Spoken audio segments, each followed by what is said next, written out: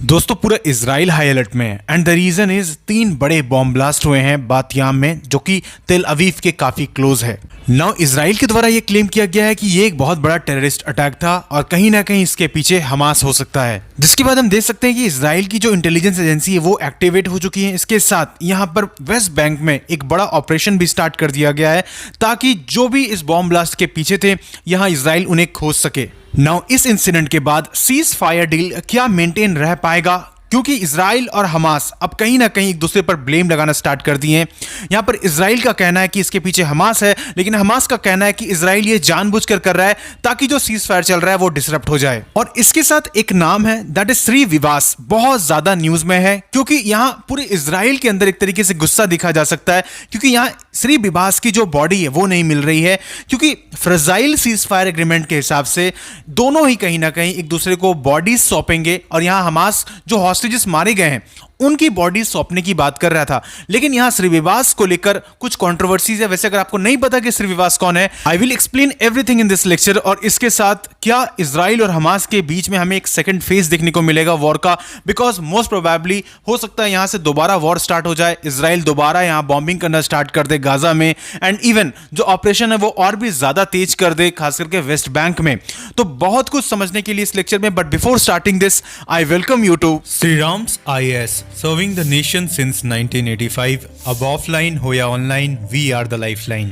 Now as you can see the map of Israel, जहां पर आपको गजा दिखेगा, जहां पर रिसेंटली काफी ज्यादा डिस्ट्रक्शन हुआ है because of the bombing of Israel.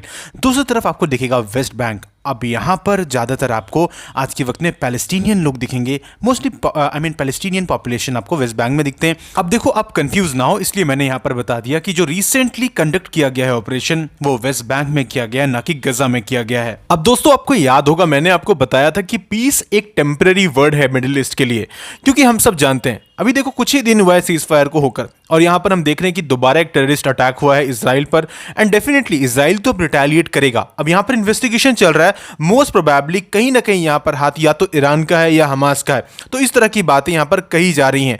अब देखो इसके बाद ईरान का क्या कहना है ना, कि ईरान ने कहा है कि देखो हम बहुत जल्द ऑपरेशन ट्रू प्रॉमिस 3 भी रिलीज करने वाले हैं।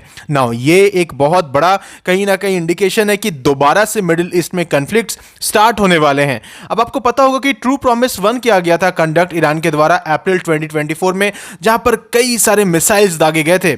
अब देखो यहां पर फिर कुछ दिन बाद हम देखते हैं कि जाहिर सी बात है कई सारे लीडर्स को मार दिया गया था इजराइल के द्वारा, और फिर हम देखते हैं यहां पर ऑपरेशन ट्रू प्रॉमिस 2 लॉन्च किया गया then.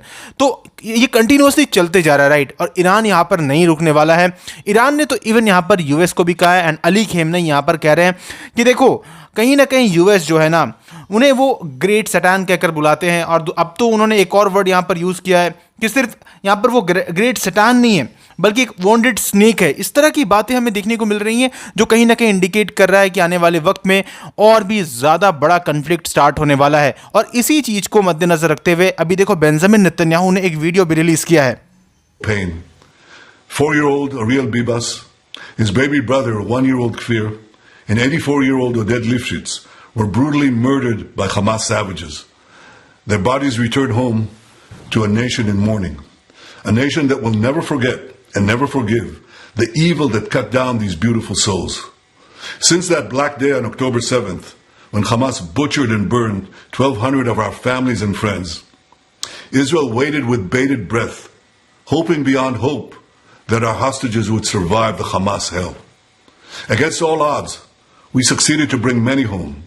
Some we rescued, some we tragically couldn't.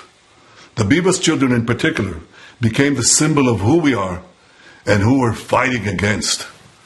Here's a photo of the Bibas brothers. These perfect children again were 4 years old and less than 1 year old when the Hamas savages snatched them from their mother's arms. She fought like a lioness to protect her boys. Just imagine their horror. Imagine their confusion. Perfect little children who never hurt a soul. A baby for the love of God. They languished in captivity until Hamas murdered them in cold blood. Who kidnaps a little boy and a baby and murders them? Monsters, that's who. These Hamas monsters also cynically refused to bring back the boy's mother Shiri and sent the body of a Gazan woman instead in brazen violation of the agreement. Today, the heavens shake. The entire civilized world should condemn these horrific murders. The entire civilized world should join Israel in demanding the immediate release of all the hostages. All of Israel is united in grief. And as the Prime Minister of Israel, I vow that I will not rest until the savages who executed our hostages are brought to justice. They do not deserve to walk this earth. Nothing will stop me. Nothing. तो जैसा कि आपने यहाँ सुना Benjamin Netanyahu को, उनका कहना है कि वो किसी भी हद तक अब जाएंगे जो भी लोगों ने इस तरह की चीज़ें की हैं। स्त्री बिबास, देखो इनकी मर्डर कर दी गई थी, राइट। इनका मर्डर हुआ था हमास के द्वारा, ऐसा कहना है। अब हमास का अपना खुद का पर्सपेक्टिव है। उनका कहना है कि देखो यहाँ पर उनका मर्डर नहीं बल्कि ये तो इजरायली बॉम्बिंग के कारण मारी गई थी। तो यहाँ पर अलग अलग पर्सपेक्टिव है, लेकिन देखो अल्टीमेटली बेंजामिन नेतन्याहू की बातों से तो ये क्लियर लग रहा है कि वो दोबारा कहीं ना कहीं एक बड़ा कदम उठाने वाले हैं गाज़ा में, या हो सकता है most probably even West Bank में भी बड़े ऑपरेशंस कर सकते हैं। तो देखो यही सारी चीज़ें। और आज के वक्त में आप पूरे इजराइल में अगर जाओगे तो वहाँ पर बहुत ज़्यादा आउटरीच है, बहुत ज़्यादा गुस्सा है, खास करके ये सारे केसेस के ऊपर में। जब से हमास ने जैसे ये बॉडीज़ रिटर्न किया है, हुआ क्या था ना कि देखो इनिशियली हमास ने जो यहाँ पर स्त्री विवाह से इनकी जो बॉडी थी ये गलत बॉडी भेज दी थी, ना कि इनकी एक्चुअल बॉडी थी। बाद में दोबारा भेजा गया है। तो आप समझ सकते हो कि क्यों इतना ज़्यादा गुस्सा और इतना आउटरीच इजराइल में है आज के वक्त में। अब देखो यहाँ पर डोनाल्ड ट्रंप का भी रिएक्शन आया है कि उन्होंने कहा है कि जो कुछ भी हमास ने किया है ये अनएक्सेप्टेबल है, और अगर इसी तरह की चीज़ें होते रहेंगे तो हम हमास को ख़त्म करके रख देंगे, हम टोटल इनहैलिएट कर देंगे उनको, राइट। तो इस तरह की बातें डोनाल्ड ट्रंप से भी यहाँ पर देखने को मिली हैं। तो आज के वक्त में यूएस कंप्लीटली सपोर्ट करेगा अगर इजराइल एक बड़ा वॉर यहाँ पर दोबारा स्टार्ट करता है, नो डाउट। और ऐसे में देखो ईरान भी इस वॉर में आएगा, क्योंकि यहाँ पर यूएस और खास करके बेंजामिन नेतन्याहू ये चाहते कि कैसे भी कि ईरान को कुछ ना कुछ उनके साथ किया जाए, ईरान को एलिमिनेट कर दिया जाए, राइट, वर्ल्ड मैप से। उनका ये कहीं ना कहीं प्लान है और वो ऐसा कहीं ना कहीं कुछ बड़ा एक्शन जरूर लेंगे। तो अभी ये टॉपिक लगातार न्यूज में रहने वाला है और जो भी अपडेट्स आएगा I will provide you with updated videos, and for that what you need to do is to subscribe Shriram suggest channel अगर अभी तक आपने नहीं किया है। And at last, may God bless you all.